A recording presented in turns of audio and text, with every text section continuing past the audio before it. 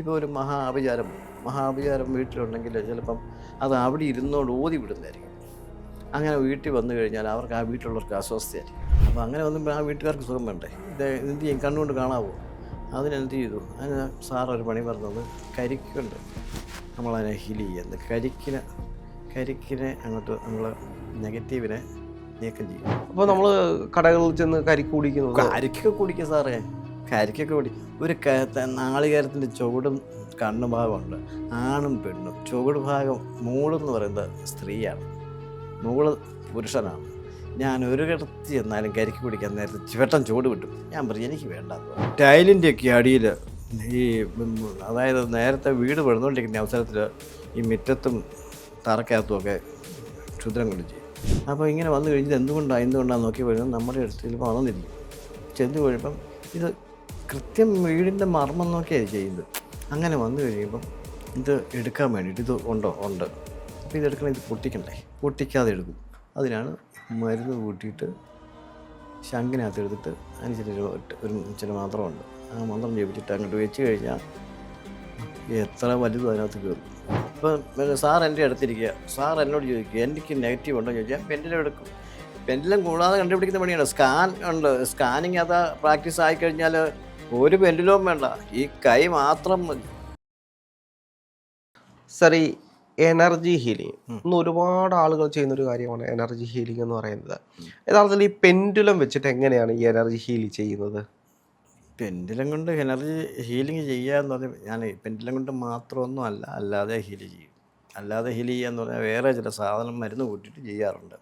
Pendulum കൊണ്ട് heal ചെയ്യുക എന്ന് പറഞ്ഞാൽ ഈ പെൻഡിലം പ്രോഗ്രാം ചെയ്ത് നമ്മൾ മെഡിറ്റേഷൻ ചെയ്യും. അതിന് മെഡിറ്റേഷൻ ഉണ്ട്. ആ മെഡിറ്റേഷൻ ചെയ്തതിന് ശേഷം പെൻഡിലം എടുത്ത് അതിൻ്റെ അവർക്ക് നെഗറ്റീവ് എന്തൊക്കെയാണെന്ന് നമ്മൾ പെൻഡിലത്തോട് ചോദിക്കും. അപ്പോൾ അത് അറിഞ്ഞു കഴിഞ്ഞാൽ ഇതുകൊണ്ട് മാറുന്നതാണെന്ന് നോക്കും. മാറുന്നതാണെന്ന് കണ്ടു കഴിഞ്ഞാൽ അവരോട് കണ്ണടച്ചോളാൻ പറയും, കൈ മലർത്തി വെക്കും, പെൻഡിലം പിടിക്കും. പെൻഡിലം നെഗറ്റീവ് ആയിട്ട് ചലിക്കും, ഇടത്തോട്ട് ചലിക്കും. ആ എനർജി മുഴുവൻ ഭൂമിയിലോട്ട് വിടുകയായിരുന്നു, ഭൂമിയുടെ മധ്യത്തിലോട്ട് വിടുകയായിരുന്നു. ഭൂമിയുടെ മധ്യം എന്ന് പറയുന്നത് ഗുരുക്കന്മാർ പറഞ്ഞിരിക്കുന്നത് അഗ്നിയാണെന്നാണ് പറഞ്ഞിരിക്കുന്നത്. അതുകൊണ്ട് ഈ എനർജി അഗ്നിക്കകത്തോട്ട് വിടുകയായിരുന്നു, ആ നെഗറ്റീവിനെ.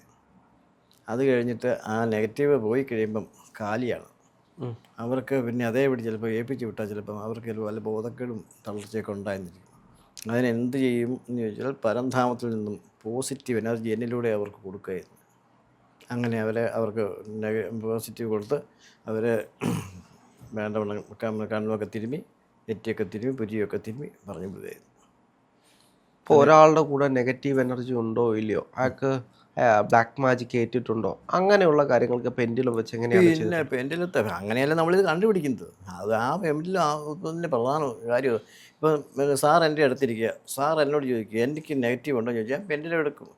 പെൻഡിലം കൂടാതെ കണ്ടുപിടിക്കുന്ന പണിയാണ്. സ്കാൻ ഉണ്ട്, സ്കാനിങ് അത് പ്രാക്ടീസ് ആയിക്കഴിഞ്ഞാൽ ഒരു പെൻഡിലവും വേണ്ട, ഈ കൈ മാത്രം മതി. ആ എനർജി സാറിന് എന്തെങ്കിലും എനർജി ഉണ്ട്, സാറിന് എനർജി എൻ്റെ കൈക്കകത്ത് വരാൻ പറഞ്ഞാൽ അത് കൈക്കകത്ത് വരും. അത് ഏത് സാധനമാണെന്ന് കൈകൊണ്ട് തപ്പിയാൽ നമുക്ക് അറിയാൻ പറ്റും ഇത് സാധനമാണ്. അപ്പം അങ്ങനെ വന്നു കഴിയുമ്പോൾ നമ്മൾ ഈ പെൻഡിലത്തോട് കാര്യം ചോദിച്ചാൽ പെൻഡിലം അത് പറയും, പെൻഡിലം പറയും. അപ്പം എന്നാ ഉണ്ടെങ്കിൽ ഉണ്ട്, ഇല്ലെങ്കിൽ ഇല്ല. ഇപ്പോൾ ഈ കൈ കൊണ്ട് എങ്ങനെയാണ് നമ്മൾ എനർജി? കൈ വെച്ചാൽ നമ്മളിലൂടെ കൈക്കകത്ത് ഇത് നമ്മുടെ ഈ ചക്രങ്ങളല്ലേ, ചക്രത്തിൽ കൂടെ എനർജി ആളിനെ ചെല്ലും. അടുത്തിരിക്കുന്ന എത്ര വലിയ ഒരാൾക്ക് നെഗറ്റീവ് എനർജി ഉണ്ടെങ്കിലും അത് കണ്ടുപിടിക്കാൻ പറ്റും. ചിലത് മാറ്റാൻ പറ്റും, ചിലത് മാറുകയില്ലാത്തതുണ്ട്. മാറുകയില്ലാത്ത ഒന്നുമില്ല.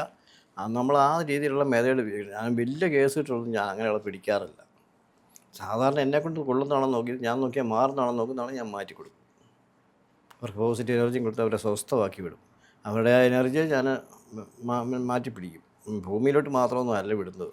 ഞാൻ വേറെ ശംഖുണ്ട്, ശംഖിനകത്തോട്ട് മരുന്ന് കൂട്ടിയിട്ട് അതിനകത്തോട്ട് പിടിച്ചത് ഈ മരുന്ന് കൂട്ടിയിട്ട് എന്ന് പറയുമ്പോൾ നേരത്തെ പറഞ്ഞു ഹീലിംഗ് ചെയ്യുമ്പോഴാണെങ്കിലും മരുന്ന് കൂട്ടിയിട്ട് അതെന്താണ് സാറേ? അത് മരുന്നെന്ന് പറഞ്ഞാൽ വലിയ അത്ഭുതമുള്ള സാധനമൊന്നുമല്ല.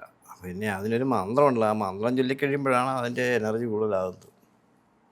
നമ്മുടെ നാട്ടിലുള്ളത് നമ്മുടെ വീട്ടിലുള്ള സാധനം മാത്രമേ ഉള്ളൂ അതിന് മരുന്നെന്ന് പറയുന്നത്. അല്ലാണ്ട് അതിന് വേറെ ആയുർവേദ കടയിലൊന്നും പോകണ്ട. ഇത് എവിടെ നിന്നാണ് ആ ഒരു മെത്തേഡ് കിട്ടിയത്? മെത്തേഡ് കിട്ടിയത് ഞാൻ അങ്ങനെ പരീക്ഷിച്ച് കണ്ടുപിടിച്ചത്. എന്നെ ആരും പഠിപ്പിച്ചില്ല. ഒരു മനുഷ്യൻ പഠിപ്പിച്ചില്ല. അതായത് ഇത് ഇത് പരിശ്രമിക്കാൻ കാരണം ഈ ടൈലിൻ്റെയൊക്കെ അടിയിൽ ഈ അതായത് നേരത്തെ വീട് പണിതുകൊണ്ടിരിക്കുന്ന അവസരത്തിൽ ഈ മുറ്റത്തും തറക്കകത്തുമൊക്കെ ക്ഷുദ്രങ്ങൾ ചെയ്യും. ഈ ക്ഷുദ്രം ചെയ്ത് കഴിഞ്ഞാൽ സാധാരണ രീതി അത് മാന്തി എടുത്ത് കളഞ്ഞെങ്കിലേ അത് പോവുള്ളൂ. അപ്പോൾ ഈ വീട്ടുകാരനുണ്ടോ ഇത് അറിയുന്നു. അപ്പോൾ ഇങ്ങനെ വന്നു കഴിഞ്ഞാൽ എന്ത് ചെയ്യും? ഇത് കഴിഞ്ഞാൽ കാര്യം എടുക്കും, വീട്ടുകാർക്ക് വലിയ പ്രശ്നമായി. അപ്പോൾ ഇങ്ങനെ വന്നു കഴിഞ്ഞാൽ എന്തുകൊണ്ടാണ് നോക്കി വരുന്നത് നമ്മുടെ അടുത്ത് ചിലപ്പോൾ വന്നിരിക്കും. ചെന്ന് കഴിയുമ്പം ഇത് കൃത്യം വീടിൻ്റെ മർമ്മം നോക്കിയാണ് ചെയ്യുന്നത്. അങ്ങനെ വന്നു കഴിയുമ്പം ഇത് എടുക്കാൻ വേണ്ടിയിട്ട് ഇത് ഉണ്ട്. അപ്പോൾ ഇതെടുക്കണം, ഇത് പൊട്ടിക്കണ്ടേ, പൊട്ടിക്കാതെ എടുക്കും.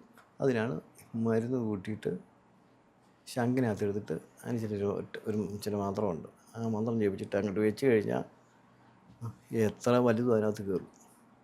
ആദ്യം എനർജി ഉണ്ടെന്ന് കാണിക്കും, അത് കഴിഞ്ഞ് മാറ്റിക്കഴിഞ്ഞിട്ട് ആ എനർജി ഇതിനകത്ത് വന്നെന്ന് കാണിക്കും, അവിടെ ഇല്ലെന്ന് കാണിക്കും. ഇത് കാണിച്ച് മനസ്സിലാക്കി ഞാൻ പോകാറുള്ളൂ. ഞാൻ ആരെയും പറ്റിക്കാറില്ല. സയൻറ്റിഫിക് അല്ലാണ്ട് ഇത് വെറും വിശ്വാസമല്ല.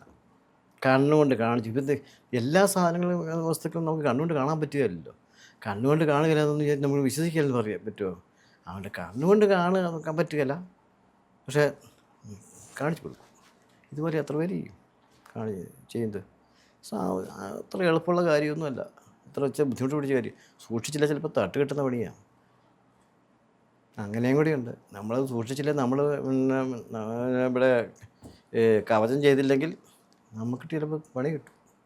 നമ്മളതിനെ പ്രൊട്ടക്ഷൻ ചെയ്യണോ? നമ്മൾ കവചം ചെയ്യണം. കവചം ചെയ്ത് വെച്ചാൽ ഇതൊക്കെ ചെയ്യുള്ളൂ. അല്ലെങ്കിൽ ഇതിൻ്റെ വല്ല എനർജി വന്ന് നമുക്കിട്ട് തട്ടിയാൽ തന്നെ ചെയ്യും. നമ്മളെ കണ്ട് താങ്ങാനുള്ള ശക്തി ഉണ്ടുള്ളൂ.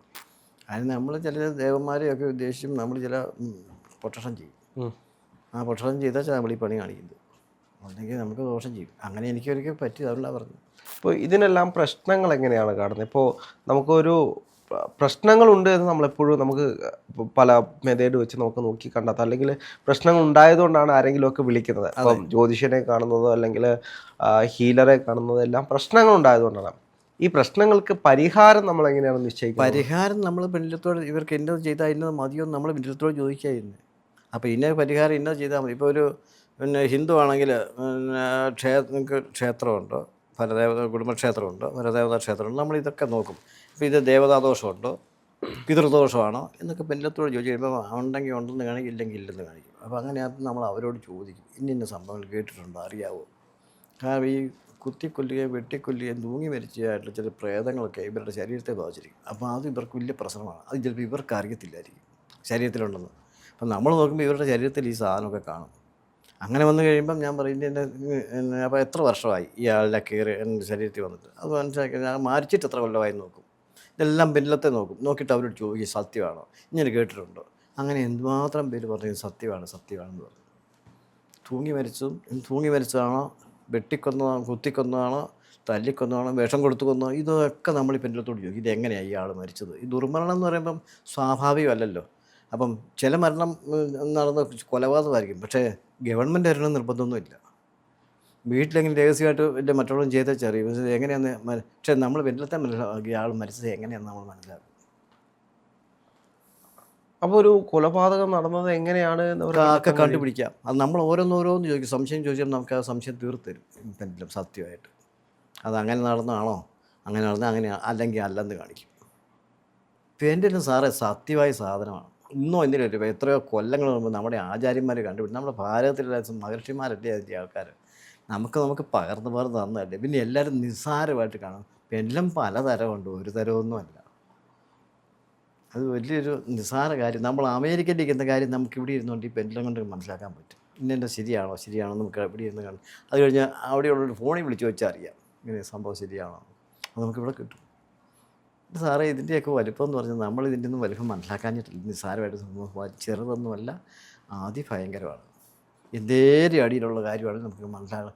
നമുക്കിത് വെച്ച് ഈ കാർമിക് ഹീലിംഗ് ഒക്കെ ചെയ്യാൻ കഴിയും. ഇപ്പോൾ പഴയകാല കർമ്മദോഷങ്ങളുണ്ട് നമ്മളെ കൊണ്ട് ചെയ്യാം. ചിലത് ഈ ബ്രാഹ്മണരിലൊക്കെ ഒരുപാട് കണ്ടമാനം പൂജ ചെയ്ത് കാശുകളൊക്കെ മേടിക്കാറൊക്കെ ഉണ്ട്. ചില പ്രയോജനമൊന്നും കിട്ടാറുമില്ല. ഇത് ചെയ്താൽ മതിയാകുമോ എന്ന് നമ്മൾ നോക്കും. എനിക്ക് പൂജയും കാര്യങ്ങളൊന്നുമില്ല, ഞാൻ മന്ത്രവാദമൊന്നും പഠിച്ചിട്ടൊന്നുമില്ല. എനിക്ക് അങ്ങനത്തെ ഇടപാടില്ല. എൻ്റെ ഗുരുക്കന്മാർ പഠിപ്പിച്ച് ഇങ്ങനെയുള്ള സയൻറ്റിഫിക് ആയിട്ടുള്ള കാര്യങ്ങൾ പഠിപ്പിച്ചു, അതേ ഉള്ളൂ. ഇപ്പോൾ ഒരു ആഭിചാരം വന്നു, ആഭിചാരം വീട്ടിലുണ്ടെങ്കിൽ ചിലപ്പം അത് അവിടെ ഇരുന്നോണ്ട് ഓതി വിടുന്നതായിരിക്കും. അങ്ങനെ വീട്ടിൽ വന്നു കഴിഞ്ഞാൽ അവർക്ക് ആ വീട്ടിലുള്ളവർക്ക് അസ്വസ്ഥയായിരിക്കും. അങ്ങനെ ആ അസ്വസ്ഥത മറന്ന് പലതരത്തിൽ ഈ എനർജി നമ്മൾ അപ്പോൾ എന്നതാണ് മഹാവിചാരമാണ്, എന്നതാണ് അതിനകത്ത് പല പല രൂപങ്ങളുണ്ട്, സാധനങ്ങളുണ്ട്. അപ്പോൾ അങ്ങനെ വന്നുമ്പോൾ ആ വീട്ടുകാർക്ക് സുഖം വേണ്ടേ? എന്ത് ചെയ്യും? കണ്ണുകൊണ്ട് കാണാവോ? അതിനെന്ത് ചെയ്തു? അതിന് സാറൊരു പണി പറഞ്ഞത് കരിക്കുണ്ട് നമ്മളതിനെ ഹീൽ ചെയ്യുന്നത്. കരിക്കിനെ അങ്ങോട്ട് നമ്മൾ നെഗറ്റീവിനെ നീക്കം ചെയ്യും. ഏത് സാധനം സാറേ എല്ലാ കരിക്കും എടുത്ത് നോക്കിയോളൂ, മുഴുവനും അത് നിറച്ച് നെഗറ്റീവാണ്. എത്ര പേർക്കറിയാം? ഇപ്പോൾ സാറ് ഒരു കരിക്ക് മേടിച്ചിട്ട് ഞാനിപ്പോൾ കാണിച്ചു തരാം. അത് മുഴുവൻ നെഗറ്റീവായിരിക്കും. ആ നെഗറ്റീവിനെ നീക്കിച്ച് നമ്മൾ പോസിറ്റീവിനെ കൊടുക്കും. ആ പോസിറ്റീവ് ഉണ്ട്, ആ കരിക്ക് നിറയും. അത് വെച്ചുകൊണ്ട് നമ്മൾ ഈ ആഭിചാരം പിടിക്കും. അപ്പോൾ നമ്മൾ കടകളിൽ ചെന്ന് കരിക്ക് കുടിക്കുന്നത്? കരിക്കൊക്കെ കുടിക്കുക സാറേ, കരിക്കൊക്കെ ഒരു നാളികേരത്തിൻ്റെ ചുവടും കണ്ണു ഭാഗമുണ്ട്, ആണും പെണ്ണും. ചുവട് ഭാഗം മൂളെന്ന് പറയുന്നത് സ്ത്രീയാണ്, മൂള് പുരുഷനാണ്. ഞാൻ ഒരു കിടത്തി ചെന്നാലും കരിക്ക് കുടിക്കാൻ നേരത്തെ പെട്ടെന്ന് ചുവട് കിട്ടും. ഞാൻ പറയും എനിക്ക് വേണ്ടാന്ന് പറയും. ഞാൻ പറയുന്ന പോലെ ചെയ്തു തരികയാണെങ്കിൽ ഞാൻ കരിക്ക് കുടിക്കും. ഞാൻ എവിടെ പോയാലും ഞാൻ ആ കണ്ണ് ഭാഗം വെട്ടിക്കളഞ്ഞ് തുളച്ചേ ഞാൻ കുടിക്കൂ. ചുവട് വെട്ടി ഒരിക്കലും കുടിക്കരുത്. അത് നീചകർമ്മമാണ്, നീചന്മാർ ചെയ്യുന്ന പണിയാണ് ചുവട് വെട്ടുക. പെട്ടെന്ന് വെട്ടാൻ എളുപ്പമുണ്ട്. ഇപ്പം നമ്മൾ കരിക്ക് മേടിക്കാൻ ചെന്ന് കഴിഞ്ഞാൽ പെട്ടെന്ന് എടുക്കും, മൂടല്ലേ വെട്ടുന്നത്. ചെയ്യരുത് ഒരിക്കലും. ആ തൊപ്പിയുള്ള ഭാഗം വേണം വെട്ടി തുളച്ച് നമ്മൾ കുടിക്കാൻ. അതെന്തുകൊണ്ടാണ്? അത് നെഗറ്റീവും പോസിറ്റീവും ഉണ്ട്. അതുകൊണ്ട് സാറേ മൂള് ഭാഗം കണ്ണിൻ്റെ മൂള് ഭാഗം ഭഗവാന്റെ ഇരിപ്പിടം. അത് മറ്റേ മൂള് വെട്ടുക എന്ന് പറഞ്ഞാൽ അല്ല സാറേ, കാല് വെട്ടുന്നതിന് തുല്യമല്ലേ ചുവട് വെട്ടുക എന്ന് പറഞ്ഞാൽ. അങ്ങനെ ചെയ്യരുത്. ഇത് കണ്ണുകൂടെയല്ലേ ഇതിൻ്റെ ഈ വിത്ത് വരുന്നത്. ആ ഭാഗം നമ്മൾ കഴിക്കുന്നു, അത്രയേ ഉള്ളൂ. ഇതറിയാവുന്നവർ അങ്ങനെ ചെയ്യും. എവിടെ ചെന്നാലും ഞാനിങ്ങനെ ടൂർ പോകാറുണ്ട്. പക്ഷേ ഓൾറെഡി ഒരു തെങ്ങിൽ നിന്നും വെട്ടിയിട്ടല്ലേ ഒരു കരിക്ക് നമുക്ക് തരുന്നത്. അപ്പോൾ ഓൾറെഡി അത് അതിനകത്ത് പിന്നീട് ഒന്നും സംഭവിക്കാനില്ലല്ലോ എന്ന് തോന്നലാണ്. സാർ ഏത് കരിക്ക് എവിടുന്ന് വേണേൽ മേടിച്ചിട്ട് പോകാം, ഞാൻ ഇപ്പം കാണിച്ചു തരാം, തെളിയിച്ചു തരാം. അല്ലാണ്ട് ചുമ്മാതെയല്ല, തെളിയിച്ചു തരാം. ആ കരിക്ക് കൊണ്ട് ഞാൻ ഹീൽ ചെയ്യണമെങ്കിൽ ആ കരിക്ക് ഞാൻ ഹീൽ ചെയ്ത് അതിന് പോസിറ്റീവ് എനർജി കൊടുത്തു വെച്ചാൽ ഞാൻ ചെയ്യുള്ളൂ. എങ്കിലേ പ്രയോജനം കിട്ടുള്ളൂ. ഇല്ല കിട്ടുകയല്ല സാറേ.